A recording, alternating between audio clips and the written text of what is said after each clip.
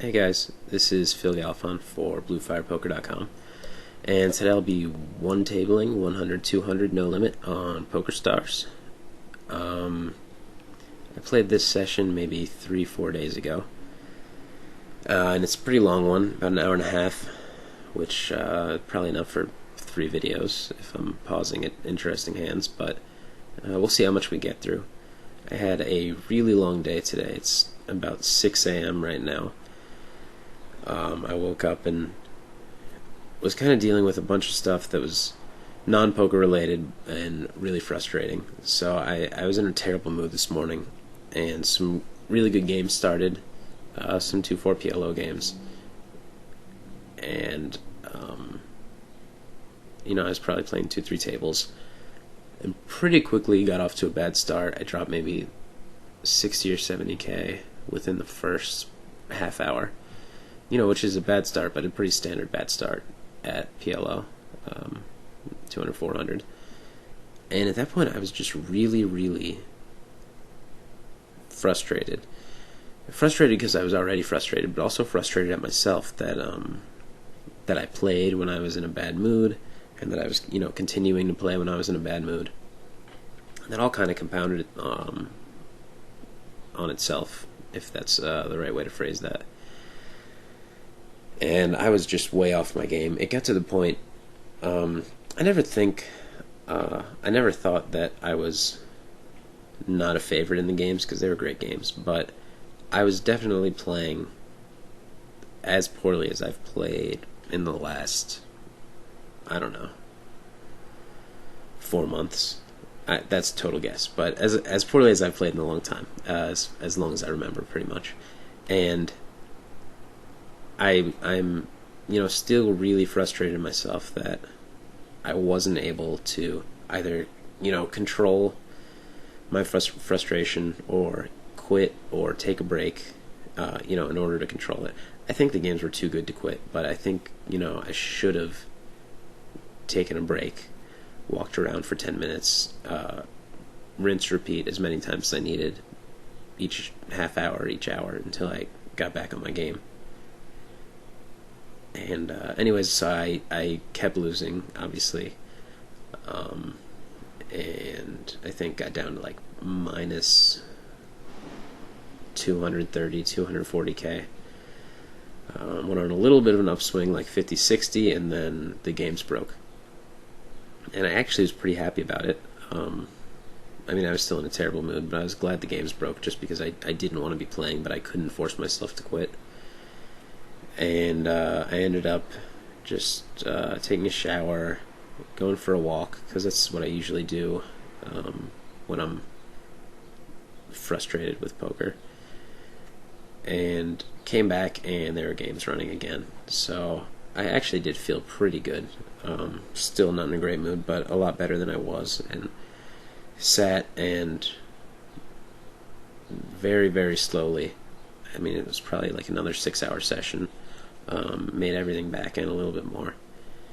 And obviously I'm happy with the overall result, but I still am frustrated with myself, just because one of the things I pride myself in is not letting the swings affect me, and not playing if they do, or taking breaks if they do. And it's something that was kind of drilled into my head by my coach, Tommy Angelo, who's just a big proponent of always being on your A game. Obviously everybody's a proponent of that, but it's something that he pushes really hard on you, and he puts a lot of energy in it himself, in his game.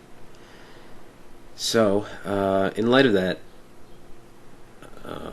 I thought that I would make this video. Obviously this video is about the interesting hands that come up at this table, but in between them, because it's a one-table, 6-handed video, I thought I'd just talk about swings in general. And sorry about that. Swings in general, and how I deal with them, how you might be able to deal with them, etc. So here I have 9-7 suited. I don't have too much of a read on John, but I have seen him fold to some 3-bets. I think this hand is a pretty good hand to 3-bet. I never really fold it in the big blind here to a 3x raise. I might call there against a lot of players, but I have not played much with John, but it's pretty clear to me that games are forming around him, so I have to guess that he's not that great. So against somebody who's not that good, I don't have any problem making the pot bigger out of position, with some fold equity with a hand like that.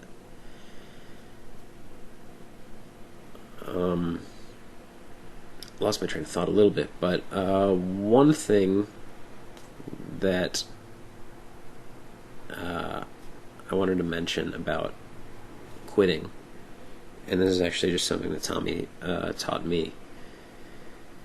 If you're playing, let's say 10-20, and you're stuck, what's a lot to be stuck? If you're stuck 10K at 10-20 no limit, and you're exhausted, in a bad mood, sick of playing. Obviously, after saying that, it should be pretty clear to you guys that you should be quitting. But a lot of people still won't, and I think that, they know they should, but they still won't. And one way that kind of helps to think about it is, let's say you're playing 10-20 and your win rate's $400 an hour. So you want to stay and play another hour and a half and pass up sleep and, pass up kind of, getting away from what's making you miserable. I'm going to pause this for a second. You're basically opting to continue to be miserable for $600, for $400 to $600 out of the 10K that you're down. And I think that thinking about it that way, and when you kind of realize things in terms of expected value, you realize that what you're doing is trying to win $600, is earning $600, which is not going to make you feel better when you're, down 10K. I think it makes you realize that, the real reason that you're playing is that you're frustrated and you want to run really good and play a high variance style and win a chunk of that back. When, in actuality, it's possible, but your expected value is not going to change. It might go down. Probably will go down if you're playing worse. That's just something that's helped me a lot, or a little, I should say. The times that I've been in a game that I didn't want to quit, but clearly should. That kind of helped me, push me over the edge. Alright, here I flopped 2 overs, flopped to my 7s, and I think it's just a standard C-bet. You can make an argument for check folding, but I'd rather just bet fold, or bet and then, see what to do on the turn. I think I don't really know how much he'll fire if I check, but certainly this is just not a board that I can check call on. Betting's just far superior. And he raises, and I'm obviously folding. You'll probably notice throughout the video that I'm pretty careful about my timing. And all that means really is that I try to take a similar amount of time to act with all different kinds of hands. And I'm not going to comment too much on it just because it's pretty self-explanatory, but just that's, I think, something you'll notice about my game. And actually, something that I start to lose when I am stuck a lot. I think when I'm down a lot, one of the main things I do wrong is act too quickly. And, that gives away some timing tells, but more importantly, it just gives me less time to think. I make more mistakes that way. And it's kind of good, though, in that I know that when I'm acting too quickly, I can tell that I'm off my game. And it's kind of just a warning sign for me. One thing that I think is really important is having something else besides poker, having balance in your life. Obviously this is important for life reasons, having friends, a social life, another hobby, maybe even another job. But it's really important for when poker's not going well, because I'm personally kind of an obsessive person. I have an obsessive personality, so I kind of can get into I can get into a mood where I just play poker nonstop for a week. And when I do that, I'm going to pause this. When I do that, I'm kind of putting all of my energy into poker. And when you put all your energy and focus into one thing, you kind of put all your self-worth into that. So then when poker goes badly, your life is going badly. And that's a really dangerous thing because, for obvious reasons. You should never really put all of, it just makes perfect sense that you don't want to put all your self-worth in something that you basically can't control the outcome of. So, I don't know what the advice is here, but basically, if you find yourself too obsessed with poker, or you don't have some other hobby, something else in your life to kind of balance your time on, then it's gonna be a problem. It's gonna hurt more when you run bad. When I'm running bad and I have all these other things going on in my life that are good, it's not that hard to deal with. I guess that's the whole point, and I will get back to the hand. So I raise pre-flop with jacks and get called by the small blind. I don't know much about him at all. I've actually never played with him before this session. But, this is a pretty standard c-bet. I think that a lot of the queens in his range re-raise pre-flop.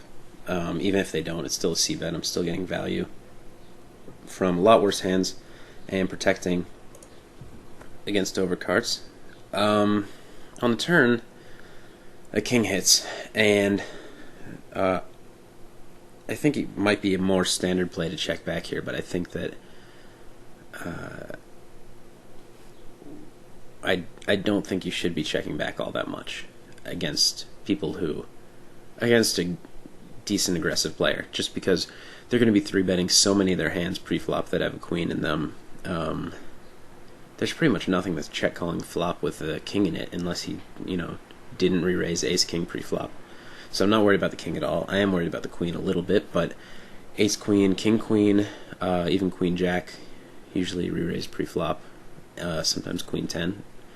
So I think a lot of his hands are, once he check calls the flop, I think a lot of his hands are the occasional ace-high, a lot of pocket pairs, and then hands like ace-5 suited, 6-5 suited, 6-4 suited if he defends that. So I think I'm ahead, a ton of the time here on the turn. And I also think that the king is a card that he's going to expect me to barrel on a lot, which is true. When an overcard hits the turn, one that's very easily in your preflop raising range, you should be barreling a lot. And so if I'm going to be bluffing a lot here with, I'm pretty much betting the turn here with almost all my gutters, all my open-enders, all my flush draws, which is a lot of hands on a board like this. So you have to be betting for value enough to kind of balance that out.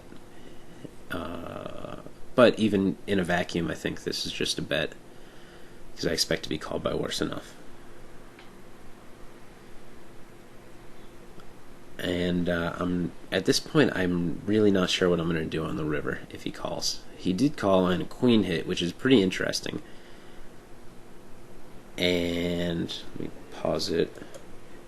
This is a weird spot because, if I'm going to get value, it's from a very weak hand like, pocket sevens, which on this board is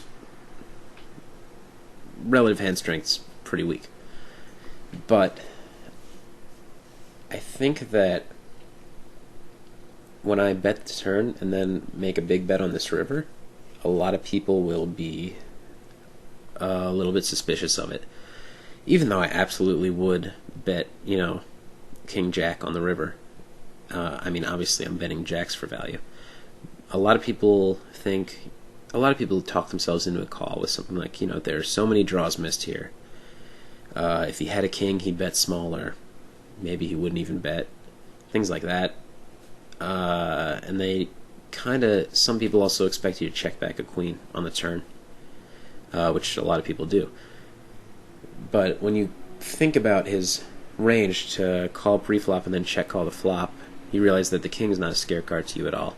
And you realize that the queen isn't all that much of a scare card. Now a second one hits, is less likely he has one.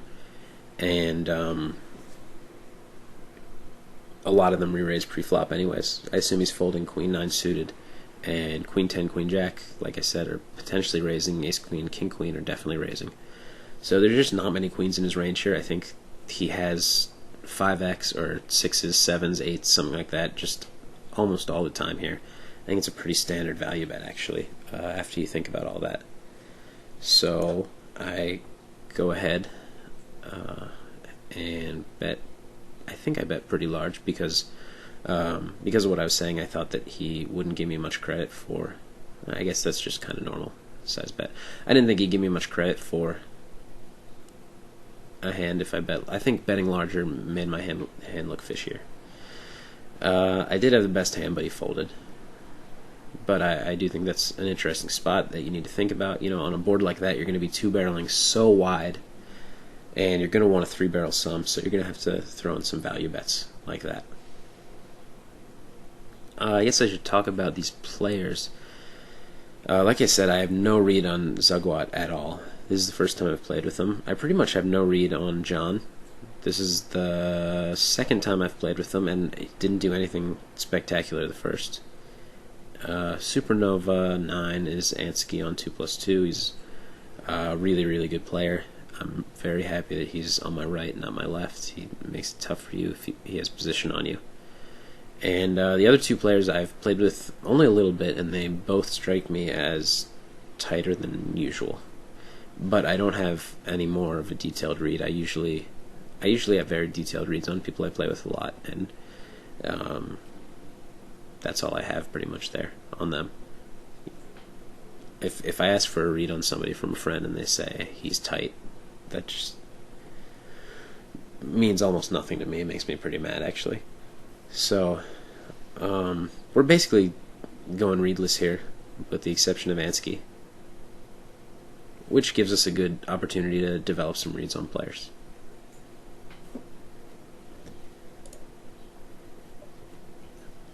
Something I also wanted to touch on along the lines of the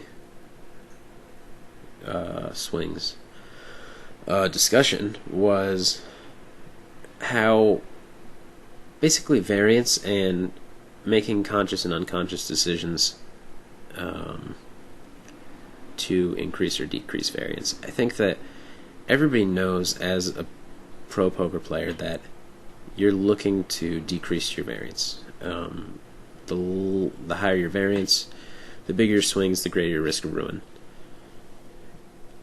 But I think that a lot of people don't really act accordingly.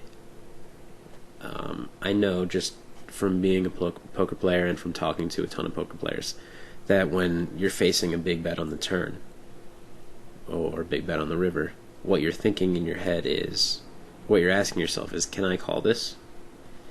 You know, does he have air here enough for me to call? Do I hit rivers enough at the time and get paid off enough to call here? And almost never do people ask themselves, could I fold here? Could I find a fold somehow? People don't really look to find a fold. I 3-bet here with Jack 10. Ansky's raising a ton of buttons. And Jack 10's not a great hand, but I think that even if he does call, it's got half-decent high card strength, and I think overall just your fold equity pre-flop is enough to make that a 3-bet. But back to what I was saying, you know, even though you logically know that you should be reducing variance in most cases, you don't really act that way. And I think there are a lot of spots where you could either fold in a spot that is close, or, you know, check back in a spot that's close, or even, you know, not play somebody heads up that you have almost no edge on. Things like that where you're basically not sacrificing EV, you're sacrificing much EV the times you are to reduce variance. You know,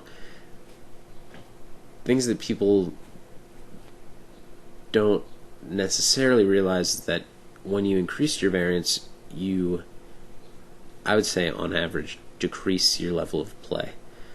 I think that a lot of people end up playing worse when they're up money. Like if you're up 5 binds, I think a lot of people play worse, and pretty much everybody plays worse when you're down money. So when you increase your own swings, you're basically making it more likely that you're up a lot, more likely that you end up down a lot, and therefore more likely that you're going to play worse. The other thing is that, a lot of people like to take time off when they're losing, which I think is a great idea, but if you do that and you play a high variance style or play games that are high variance, you just make it more likely that you're going to end up having to take time off, and therefore, those are extra hours of earnings that you're missing out on. There are actually some spots where variance can be a good thing, and I really don't think that these come up that often, but I didn't want to neglect them. If you're playing against a player, if you're not this type of player and you're playing against a player who plays a lot worse when he's up or down a lot, and you're playing heads up or a short-handed game where you kind of have some control over his variance, go ahead and increase his variance.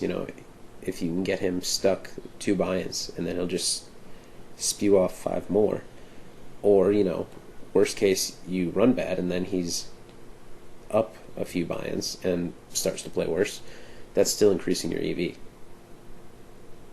And I think that's something that people don't necessarily think about. And then other reasons are basically to attract and keep some fish. A lot of weak players enjoy variance. That's why they gamble. So if you're playing like a really nitty style, they are going to find somebody more fun to play with. And at the same time, a bad player who thinks he's good, if you play a style where you get it in flipping a lot, just where there's a lot of luck involved in the short term, he'll either run good and win money and then play you forever, or he'll lose, but lose in a way that, and there I take my note that I think he folds 3 bets, or lose in a way that makes him think that he just ran terribly. If you're playing a high variance style so that you're 3-betting a lot, calling 3 bets a lot, bluffing more, value betting thinner, things like that, there are going to be a lot of big pots, and if he runs bad in a couple of the big pots, especially if you get it in on a 40%er and hit, something like that, he's more likely to think he has an edge on you and come back and play again. But all that said, I just don't think it's usually right to increase variance. I think that your poker career and your life is made a lot easier just by reducing your swings whenever possible. Alright, so I have 9s in the small blind. 9s is a tricky one. I think that when you get a late position raise, you can 3-bet it, but against early position raise, in my opinion, you can't versus almost anybody. So I defend. I think John's a tourney player, or has tourney experience, so I think that he is pretty tight under the gun here. I might be totally wrong. Anyways, on a flop like this, I think that there are a lot of hands that will check behind that are going to call a bet. Hands like 9-10, Jack-10, even like a Queen-10 might check behind here. Pocket 10s, something as weak as Jack-8 suited, 9-8 suited, things like that. Anyways, I think a lot of those hands are going to be calling a bet but checking behind. And I think when I check and somebody bets, I'm not excited about check raising. I probably would check raise, but it's not a spot where I expect to get action from many worse hands. So I think the best play in this spot's just to lead. So I go ahead and lead out pretty close to pot, and John calls. Turns pretty much a blank. And I think I decide to make a big bet, because this is the kind of board that if he's calling the flop, he usually has two pair or pair plus flush draw, or sorry, pair plus straight draw, and people just call again because they have outs. And so I'm just trying to get more value out of my hand. I don't think check raising is an option here, really, for the same reason that I didn't want to check the flop. He's just not going to bet enough. He's going to take a free card. Pretty bad river hits, but I think I'm still good a decent amount of the time against a hand like a Queen 10, Jack 10, things like that. Obviously, I'm beat a decent amount of the time, but I go ahead and make pretty much a blocking bet of 2,200, I guess. And my thinking is, if I check, if I check, I'm a little bit afraid at this point. I remember this. I'm a little bit afraid that he's a weak enough player that he might put in a big value bet with a hand like Queen 10, like a 2/3 pot value bet, and I would be folding to that bet because I just don't think he would ever bluff if I check. So I kind of was afraid to check and have something like that happen.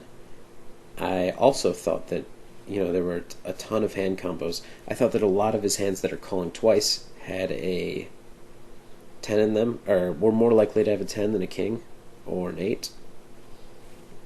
Or I guess maybe when you combine the possibility of a king and an 8, it comes out to maybe closer to the same. But he did raise under the gun, so he doesn't have too many 8s in his range. Anyways, I thought that he had a lot of two-pair hands that would pay this bet off, even though they clearly shouldn't, unless it's like Queen Jack. Maybe he can. But I just felt like it kind of kept me out of a tough situation of having to check fold and possibly be blown off my hand by somebody who I suspected could make just like a thoughtless play like that. For the record, I even after playing the session, don't know a whole lot about John, and I don't know if he's a really good or really bad player still.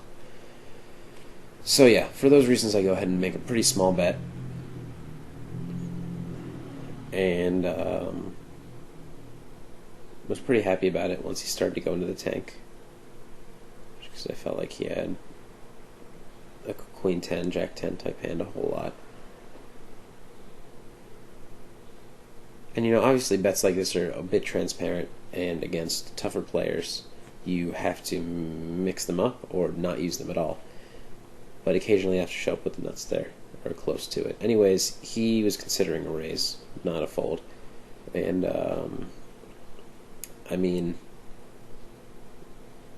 I never have ace-king there, but I don't hate his non-raise, to be honest. I'm not paying him off with that hand in that spot. Queen 10 offsuit, I sometimes will call or re-raise on the button there, but like I said, my read on TJ was that he was pretty tight, and I thought his opening range when he opened to 4x would be fairly tight. I also do this weird thing where I don't play as many hands when I have not a full stack. It's pretty much an OCD thing where I just want to have a full stack, so I fold and reload. But don't do that.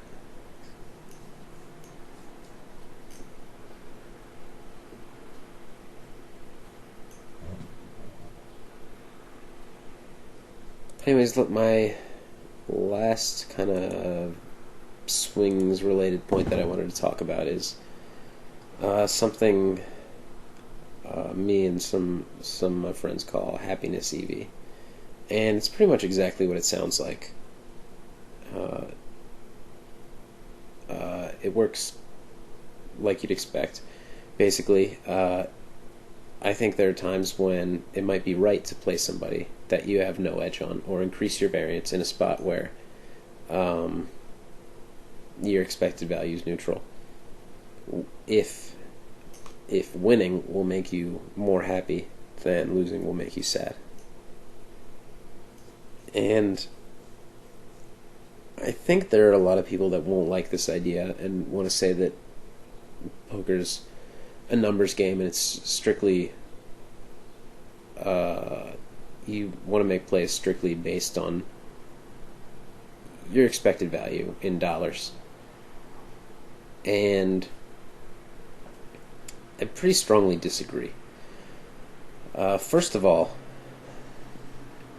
increasing your happiness will almost definitely result in you playing better. It pretty much can't result in you playing worse. So, resulting in you playing better means that you're gaining EV that way. You know, getting yourself in a better mood to where you can play better, to where you can play at all. If you maybe were going to take time off because you were so tilted, something like that, is going to make you a lot of expected value. And I also just take issue, I guess I was considering a squeeze here and decided not to, just because my hand was so junky. Anyways, I also kind of take issue with the statement that poker is just about your expected value in dollars, just about the money and not about your happiness. Because the way I see it, the reason you're playing poker is to make money, or because you're a competitive person and you want to win, and because making money or winning leads to you being happy. So really the end result in the end goal when playing poker is happiness. So I think that thinking of things in terms of happiness EV is not as stupid as it might sound. So, I mean, the examples of when it comes into play are pretty obvious, but it's just the kind of thing like if you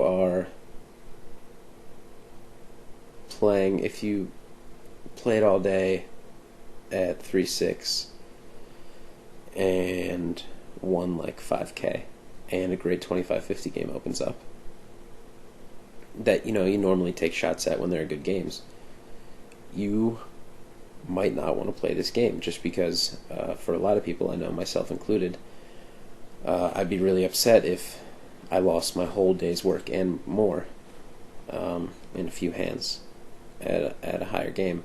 Whereas if I won a buy-in or two, I wouldn't be that much more happy than I already was. And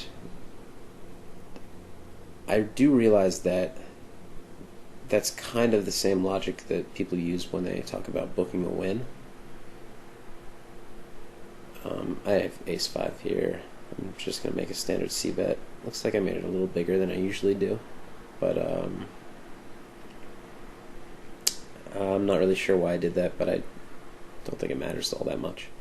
Anyways, I do realize that I kind of sound like I'm proposing that you book wins as often as you can, and I definitely don't feel that way. I think that people book wins way too often. Sorry, I'm going to go on a little tangent, but if let's say you're playing somebody at whatever, you're playing somebody heads up, and you play him every day, and the days that you win 2 buy-ins, or win 3 buy-ins, you quit and book your win, and then the days that you lose, the days you don't win 2 buy-ins or 3 buy-ins, you keep playing until he quits. Over the long run, you're going to be playing, I mean, it's a total guess, but you're probably going to be playing over 4 times as many hands stuck as you are going to be playing hands when you're winning. And I guess I really don't need to explain it further. Basically, you playing more hands stuck means that you're more likely to be off your game. He's more likely to be on his game, have momentum, be confident, things like that. So I think that people that book wins like that are making a big mistake. This is a little bit of a loose call. Actually, I don't think it's that loose of a call. On the button with in a multi-way pot that I have good reason to believe will get more multi-way. 9-6 suited plays well enough. Now here, it was check to me. I think this is a spot where a lot of people just check it down, hope to hit a heart or a pair and check it down. And I think that when I'm autopiloting, I'll do the same. But if you sit down and think about the hand, K-True raised preflop and checked to two people. To me, that means that he doesn't want to see bet into two people, and he's giving up. It's possible that he has a hand like a 10, and he's going to check call. In that case, there are cards that could hit that I could blow him off his hand later, or I could hit some kind of runner hand that'll help me catch up. But that's also just a small percentage of the time. I think that people give up on c-betting into two people pretty often, as they should. Anyways, once he checks, I think that TJ is going to be betting all of his draws, all of his decent draws, and decent made hands. He has the preflop raiser checked, and you're next to act, and you kind of have no reason to think that. Well, I mean, you don't have good reason to think that I'm going to bet, I guess. So there's no reason for either of them to go for a check raise in a spot like this. So even with no pair, no draw, I think this is a good spot to just fire. And if I get a call, I definitely am continuing betting on a lot of turns just because I don't think that either of them plays a king that way. And that is a good example of a spot where if you're autopiloting, if you're not really thinking hard about people's ranges and the way they play, you're going to miss out on a really good spot to pick up, 10 big blinds, which is, I guess, that's, 2 hours worth of work, I would assume, if your win rate's 2.5 PT. Anyways, I fold 10-9 offsuit to a re-raise. I don't think he re-raises that light. If I learn that he does, I could find a call or a 4-bet there. But as a standard, that's a fold. This is always interesting when under the gun raises and I'm next to act with a pretty strong hand. Re-raising really gives the strength of my hand away, but I balance that by re-raising light there too. But I decided to call. I think that these days everybody just loves to squeeze, so I'll give them an opportunity to. Plus, when I flop, I think I'm going to have a deceptive hand on the flop. Ace-King gives you a lot of flexibility. I think people don't float flops enough with a hand like, Ace-King, Ace-Queen. On a flop like 10, let's say this was 10-6 deuce, a lot of people are much more likely to call with 6-5 than they are with Ace-Queen, which is, I just think it's, a little bit stupid, because when you have a hand like Ace-Queen, the cards that you hit are going to be the cards that he's barreling on, and the cards that, pair the board or hit cards near the cards on the board are going to be cards you can represent, that you can bluff on. So I think I like calling in a spot like that with Ace-King, at least a good percentage of the time.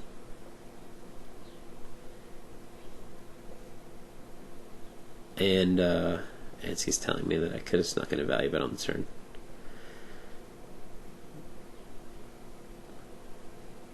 He's right, though. That is a flop that I float a lot, just because it's a flop that nobody expects you to float. Or I guess they do now. But it's a flop where if you call and then bet the turn, you're basically repping a huge hand, or total air. So you kind of turn all their hands into bluff catchers.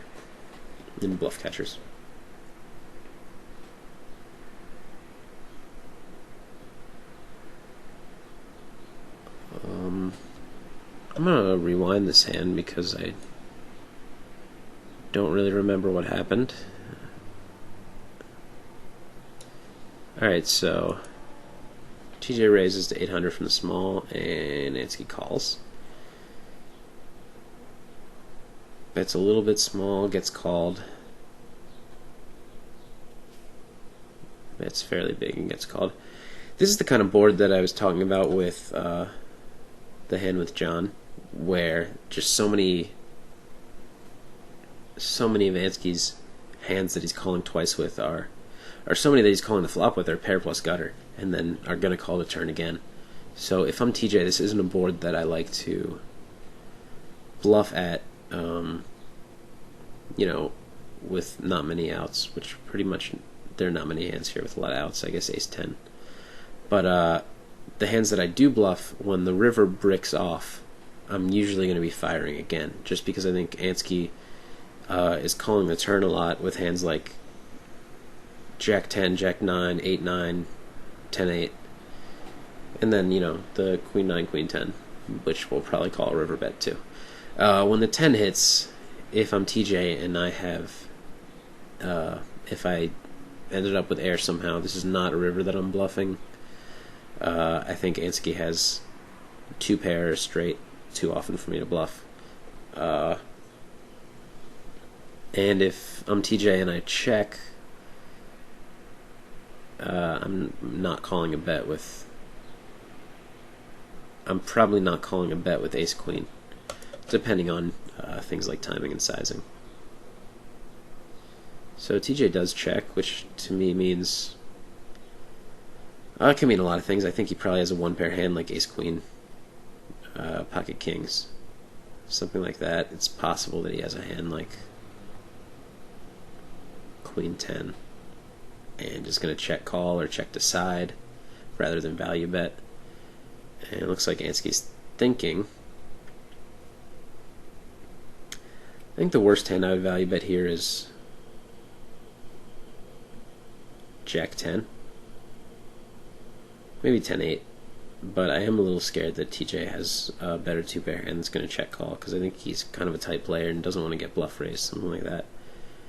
You also do have to fear the check raise as Ansky, because of ace king's is certainly a hand that TJ can have that would definitely check raise this river once it got there that way, and he could occasionally check raise bluff, though I doubt it. Ansky made a small bet, which to me means 2-pair hand, like a 10 jack, and TJ I think made a good fold. Oh great, I reviewed the hand. So you guys can watch it happen again. I fold 8-4 suited.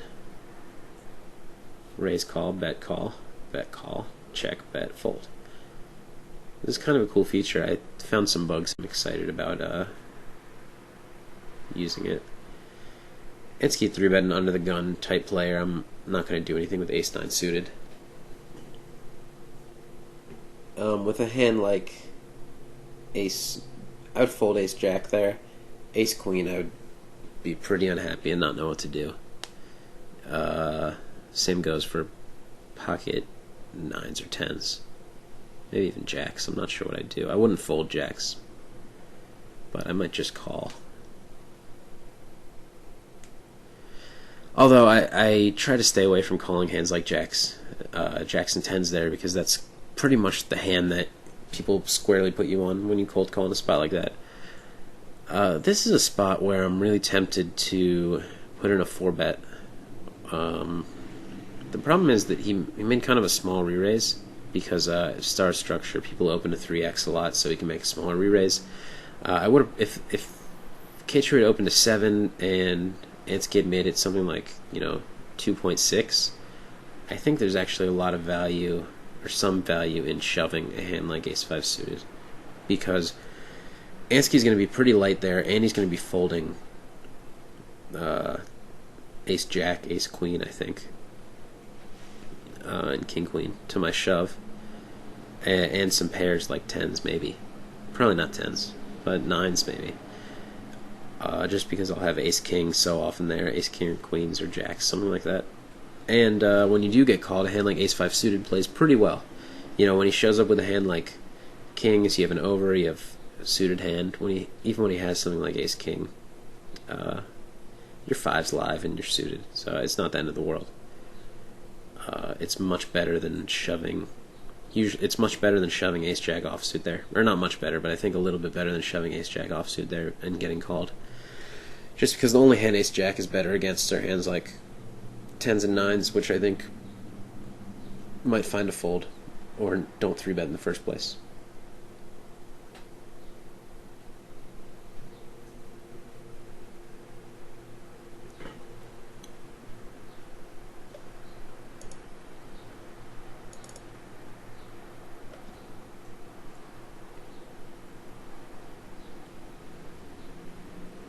Looks like John check called this flop.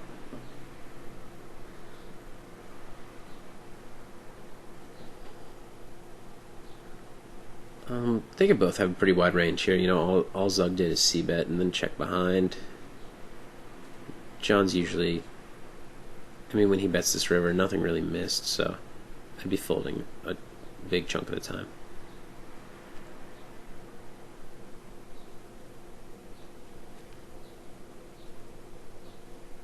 Six is a pretty standard raise.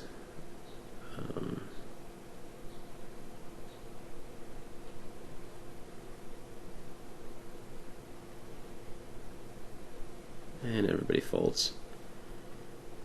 I guess I'm a third of the way through this video of 1-2, the 100-200 video, and I guess we're like 45 minutes in, so I think I'm going to wrap this video up and maybe start a new one. I hope that I wasn't too rambly, that my thoughts were coherent, and that you learned something, about the couple interesting hands we got in, but more importantly about swings and dealing with swings. I think of all the things I emphasized, what I want to re-emphasize is having some balance in your life.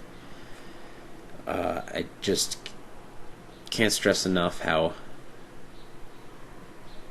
putting all your energy into something that you can't control and will be very upset about if it goes wrong is just really dangerous for your game and then just your overall well-being.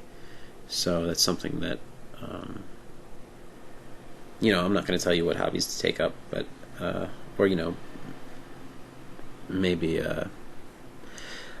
basically what I'm saying is you know yourself better than I know you, but just be aware of it, be honest with yourself when you're getting, I guess, a little bit too caught up in playing and grinding all the time, a little bit too caught up in your results, things like that. I guess that's all I'll say on it, but hope you guys learned something from this. Good luck at the tables, and this has been Phil Galfond for BlueFirePoker.com.